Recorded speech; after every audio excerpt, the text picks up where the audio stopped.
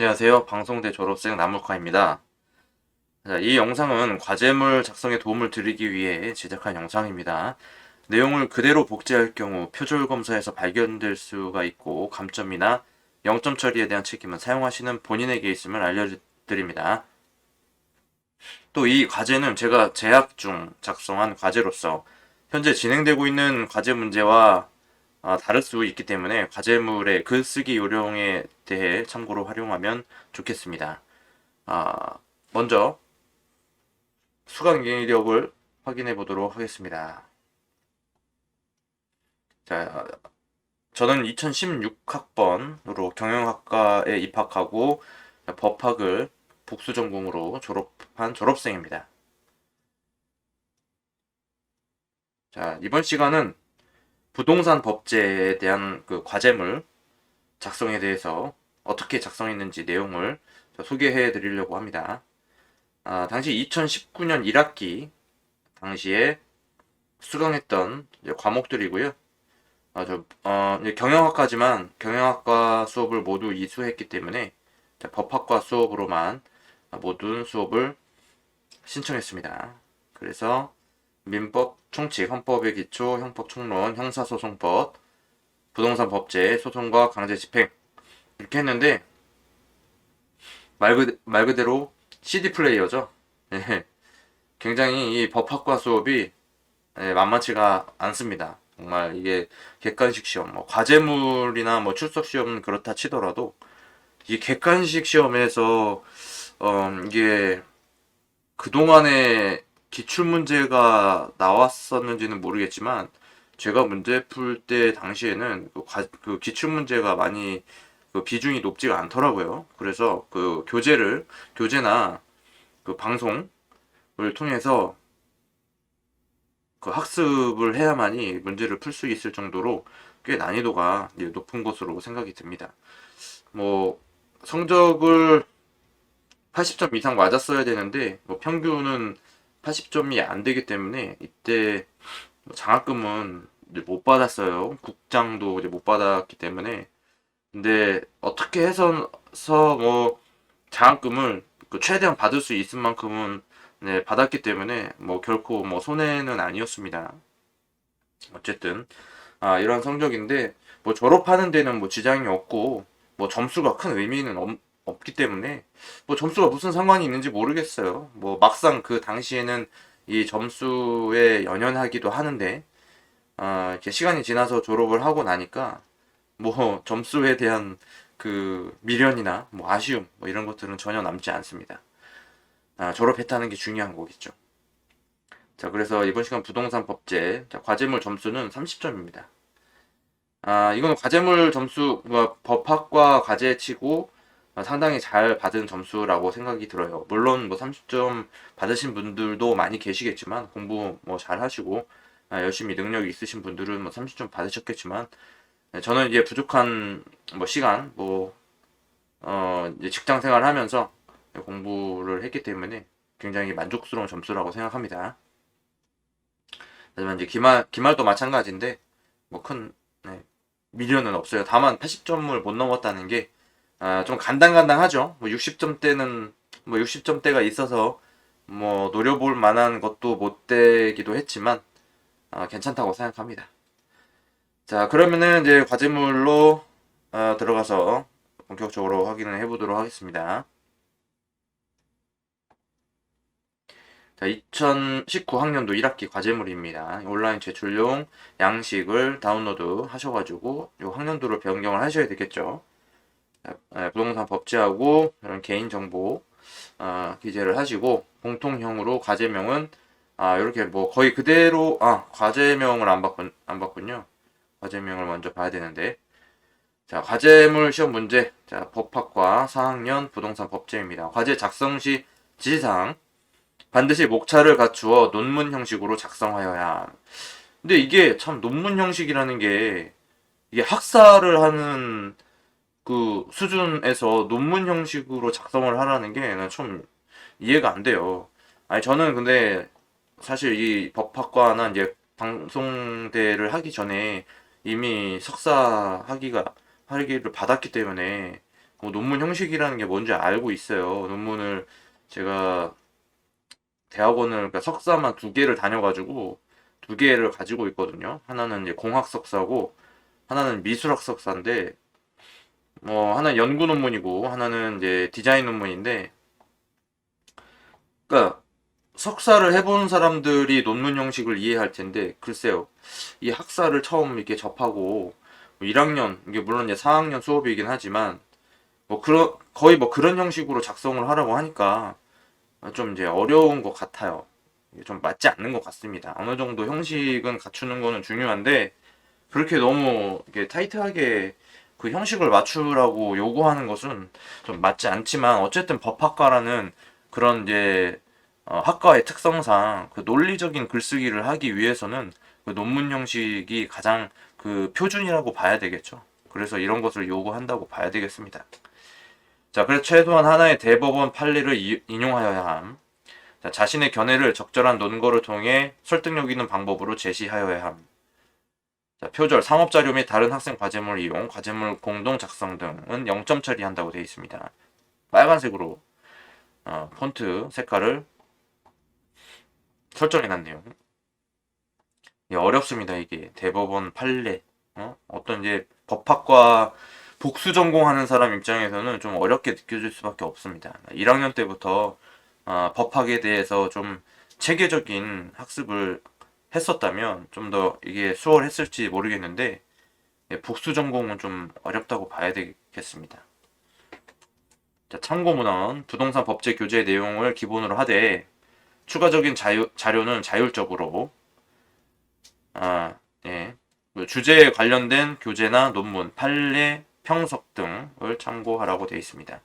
자, 문제가 나오네요. 일반 하구용 공통인데 유치권이 설정된 부동산이 경매되는 경우 다른 권리, 저당권, 채권 등 내지 제도, 압류와의 관계에서 유치권이 소멸하는지에 대해 논하시오. 상사 유치권과 체납 처분에 의한 압류도 포함됨. 근데 이게 참 이 유치권이라는 그 정의도 모르는 상태에서 이 과제를 쓴다는 게 이게 만만치가 않은 것 같습니다. 그러니까 유치권이나 저당권, 채권 이것을 뭐 설명하라는 그런 내용이 아니기 때문에 좀 어려웠던 문제인데 어떻게 점수를 잘 주신 걸 보니까 이렇게 좀 많이 봐주신 것 같아요. 점수를 이제 후하게 주셨다고 생각을 합니다. 잘 모르는 사람인데 저는. 자, 그래서 이제 과제로 보겠습니다. 과제명은 그대로 썼어요. 뭐 이걸 뭐 요약하고 말고 할 게 없겠더라고요. 자, 그래서 목차 요구하는 대로 목차를 작성을 했습니다. 유치권의 형성이고 그다음에 이 본론 안에 유치권이 설정된 부동산에 대해서 그리고 다른 권리와의 관계에서 유치권의 소멸, 그러니까 저당권의 관계 그리고 채권과의 관계, 자 이렇게 분리를 한 거고요. 유치권과 제도와의 관계에서도 가압류와 압류를 구분해서 작성을 했습니다. 그러니까 어떻게 보면 이제 목차를 작성하는 게 이 문제에 다 들어있는 거잖아요. 문제에 뭐 답이 있다, 뭐 그런 뜻이겠죠. 이걸 이제 그대로 해석을 해서 가져온 겁니다. 요약을 한 거니까. 크게 목차를 작성하는 거는 크게 어려운 점은 없었던 것 같습니다. 자, 서론. 부동산은 주택, 건물, 임야, 농지, 농장 등 토지 및 그 정착물이 부동산 경매의 대상이 될 수 있다. 토지의 본질적인 구성 부분이 되는 정착물은 토지와 분리해서 경매될 수 없고 건축 중인 건물은 유체부동산으로 보아 부동산 경매 절차를 진행할 수 없다. 자, 이는 각주를 달아놨는데 자, 조승현, 김재환 부동산 법제 교재에 나와 있는 내용입니다. 부동산 경매는 위 경우뿐만 아니라 등기 여부, 소유권, 대지권, 가압류, 저당권, 유치권 등의 권리에 따라 절차나 결과가 다르게 나타날 수 있다. 과제 수행에서 부동산 경매의 진행이 어떤 권리나 제도에 의해 어떻게 변화하는지 알 수 있고 특히 유치권이 설정된 부동산이 경매되는 경우 다른 권리와 제도와의 관계에서 유치권이 소멸하는지 여부에 대해 알아본다. 그 문제죠. 거의 뭐 문제를 제 나름대로 그 해석을 해서 다시 한번 그것을 주제화 시킨 겁니다. 컨셉 어떤 개념으로 나아갈 것인지 설명을 한 거고요. 그 2번 유치권의 형성, 이거 본론으로 들어가겠죠. 유치권이 설정된 부동산. 민법에서는 유치권을 타인의 물건 또는 유가증권을 점유한 자는 그 물건이나 유가증권에 관하여 생긴 채권이 변제기에 있는 경우에는 변제를 받을 때까지 그 물건 또는 유가증권을 유치할 수가 있다고 규정한다. 자, 이 내용도 자, 민법입니다. 민법의 제 130조 제1항에 나와 있는 내용이에요. 이거 뭐 그 법률정보센터인가요? 거기 들어가면은 다 확인이 가능하죠. 국가법령정보센터입니다. 국가법령정보센터. 예, 거기 들어가시면 확인이 가능하니까 찾아보시면 되고, 뭐 법학과는 뭐 모르시는 분들이 안 계실 거라고 생각합니다.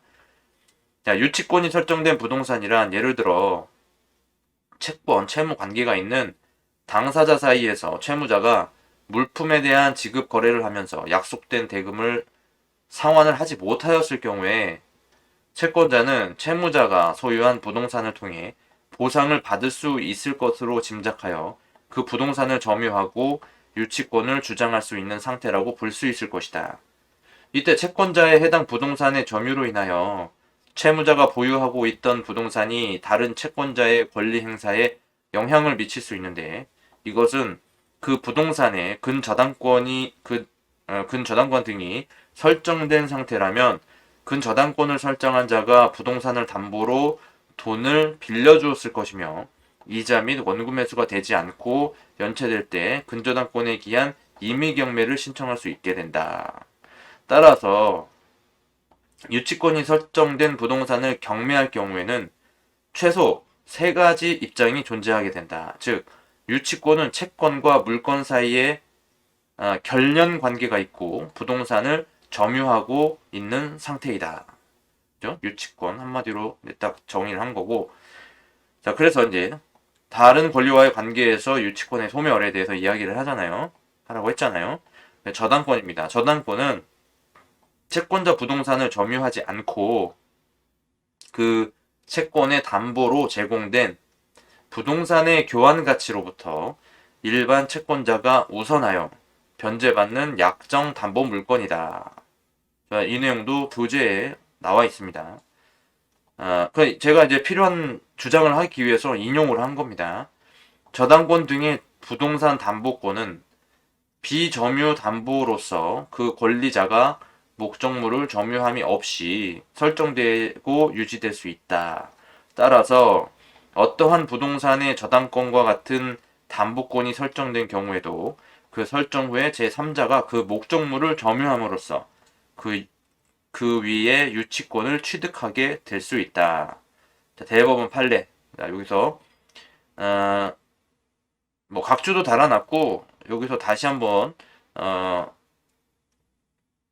내세우고 있죠. 자, 대법원 2011 1222 2011 다 82298 판결. 자, 이거를 이제 판례를 검색하면 이 내용이 나옵니다. 자, 대법원 판례에 유치권 부존재 확인에 소가 있다. 위 판례에서는 경매 절차에서 유치권을 주장하는 것은 신의 측상 허용될 수 없다는 원심 판단이 있었다. 즉, 이러한 판단은 유치권을 내세워 거래 당사자가 자신의 이익을 위하여 고의적으로 유치권의 최우선순위 담보권으로서의 지위를 부당하게 이용하고 전체 담보권 질서에 관한 법의 구상을 왜곡하기 때문에 유치권제도 남용의 유치권 행사는 허용하여서는 안 된다고 보는 것이다.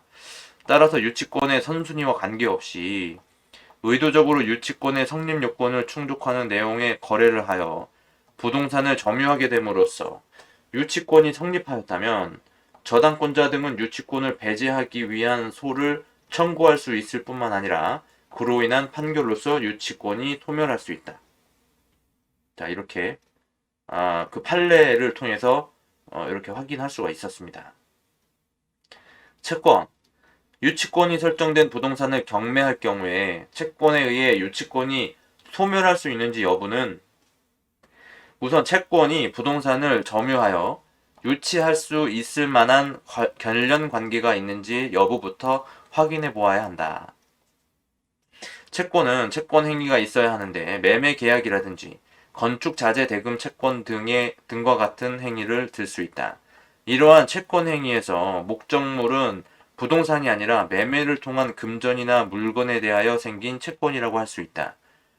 건축자재 대금 채권 관계에서 건축자재를 제공함에 있어 대금을 지급해야 함에도 불구하고 이를 이행하지 못한 경우에는 그 대금을 변제받기 위하여 유치권을 신고함에 있어서 어떤 물건을 점유하고 유치할 수 있는지 명확히 알 필요가 있다. 건축 자재 대금은 그 건축 자재를 공급받는 매매 계약에 따른 매매 대금 채권에 불과한 것이고, 공급한 건축 자재가 수급인 등에 의해 건물의 신축 공사에 사용됨으로써 결과적으로 건물에 부합되었다고 하여도 건축 자재의 공급으로 인한 매매 대금 채권이 건물 자체에 관하여 생긴 채권이라고 할 수는 없다. 이것도 역시 판례가 있습니다. 대법원 2012 1월 26일 선고 2011 다 96-208 판결. 따라서 이 부동산을 점유하는 등으로 유치권을 행사하는 것은 이유 없다 할 것이므로 유치권이 설정된 부동산의 경매에 있어 제3자에 대항하기 위한 유치권의 피담보 채권의 행사는 그 물건에 관하여 생긴 채권이어야 하기 때문에 매매대금 채권과 같은 관계에 의해 소멸할 수 있다 할 것이다. 자, 이렇게 정리가 됐죠. 자, 그리고 유치권과 제도와의 관계에서 가압류와 압류에 대해서 주장을 합니다. 자, 가압류는 금전 채권이나 금전으로 환산할 수 있는 채권에 관하여 장래 그 집행을 보전하려는 목적으로 미리 채무자의 재산을 압류하여 채무자가 처분하지 못하도록 하는 집행보전 제도이다. 자, 이것은 교재에 나와 있습니다. 가압류는 부동산의 처분 행위가 있으려면 가압류 후에 하는 거래 행위가 유효하고 가압류가 되기 전에 해당 부동산에 대하여 채무자가 매매, 증여, 담보권 설정 등 일체의 처분을 하는 것을 금지하는 효력이 발생한다. 원칙적으로 가압류된 부동산이 경매에 붙여져 처분된 경우에는 경락 매수인에게 대항할 수 있는지 여부와 상관없이 가압류는 모두 말소된다. 따라서 유치권이 설정된 부동산이 경매되는 경우에 그 부동산이 가압류 등기가 경료된 상태라면 가압류는 말소되기 때문에 유치권은 소멸하지 않는다 할 수 있을 것이다. 자, 판례 대법원 2011 11월 24일 선고 2009 다 19246 판결. 판례에는 부동산의 점유 이전을 통해 제3자가 유치권을 취득하여 압류 채권자에게 대항할 수 있다면 경매 절차의 공정성과 신뢰를 훼손하게 되며 민사집행제도의 운영에 지장을 줄 수 있다고 하여 점유 이전을 통한 유치권의 취득을 압류의 처분 금지효에 저촉되는 처분 행위로 보아 부동산의 가압류 등기가 경료된 후에 유치권을 채무자가 점유 이전으로 제3자가 취득하는 경우에는 그와 같은 점유의 이전은 처분 행위에 해당하며 이와 달리 부동산의 가압류 등기가 경료되어 있을 뿐 실질적인 매각 절차가 이루어지지 않는 상황에서는 유치권을 취득하더라도 처분 행위로 볼 수 없다고 판결하고 있다. 역시 판례입니다. 또한 토지에 대한 경매가 개시된 후 그 지상 건물의 가압류 등기가 경료되었는데 그 건물의 점유를 이전받아 그 건물에 관한 공사 대금 채권을 피담보 채권으로 한 유치권을 취득한 상태일 경우에는 그 건물에 대한 강제 경매가 개시되어 제3자가 토지와 건물을 낙찰받더라도 건물의 가압류 등기가 경료된 후에 건물의 점유를 이전한 것은 처분 행위에 해당하지 않아 가압류의 처분 금지효에 저촉되지 않으므로 경락인에게 유치권을 주장할 수 있다고 판결하고 있다. 역시 판례입니다. 따라서 유치권이 설정된 부동산이 경매되는 경우에 가압류와의 관계에서는 부동산에 대한 가압류 등기가 경료되었다 하더라도 해당 부동산을 점유하고 있을 뿐 그 부동산을 거래의 목적물로 하지 않고 매매 대금 채권과 같은 채권을 피담보 채권으로 하여 대금을 변제할 때까지 그 부동산을 점유하는 유치권은 소멸하지 않는다 할 수 있을 것이다. 굉장히 이게 어렵죠. 어려운 것 같아요. 자, 그 다음에 압류입니다. 대법원은 부동산에 관하여 경매 개시 결정 등기가 된 뒤에 비로소 부동산의 점유를 이전받거나 피담보 채권이 발생하여 유치권을 취득한 경우에는 경매 절차의 매수인에 대하여 유치권을 행사할 수 없다고 본다. 역시 이제 판례입니다. 그런데 압류가 행하여지는 것은 부동산에 관한 민사 집행 절차에서 경매 개시 결정과 함께 압류를 명함으로 압류가 행하여짐과 동시에 매각 절차인 경매 절차가 개시된다. 반면에 체납 처분 절차에서 체납 처분에 의한 압류와 동시에 매각 절차가 매각 절차인 공매 절차가 개시되는 것이 아닐 뿐만 아니라 체납 처분 압류가 반드시 공매 절차로 이어지는 것도 아니다. 예, 판례입니다. 따라서 체납 처분 압류가 되어 있는 부동산인 경우에는 유치권이 설정된 부동산에 관하여 경매 절차가 개시되어 경매 개시 결정 등기가 되더라도 그 부동산에 관하여 민사 유치권을 취득한 유치권자가 경매 절차의 매수인에게 그 유치권을 행사할 수 없다고 볼 수 없기 때문에 그 유치권이 소멸한다고 볼 수 없을 것이다. 역시 판례입니다. 또한 압류에 있어서도 유치권이 설정된 부동산이 경매되는 경우에는 다만 압류가 명하여지는 시기가 경매 개시 결정이 이루어지고 경매 절차가 개시되기 때문에 경매 절차 개시 이후에 설정된 유치권은 행사할 수 없다고 보고 경매 절차 개시 전에 설정된 유치권에 대해서는 유치권자가 경매 절차의 매수인에게 그 유치권을 행사할 수 있어 유치권이 소멸한다고 볼 수 없을 것이다. 자, 이렇게 이제 정리가 됐습니다. 자, 그래서 이제 결론입니다. 결론은 이제 한 번 더 그 내용을 이제 반복해서 다시 이제 강조하는 그런 내용이 되겠습니다. 그래서 유치권이란 타인의 물건 또는 유가증권을 점유한 자는 그 물건이나 유가증권에 관하여 생긴 채권이 변제기에 있는 경우에는 변제를 받을 때까지 그 물건 또는 유가증권을 유치할 권리가 있다는 것을 의미한다.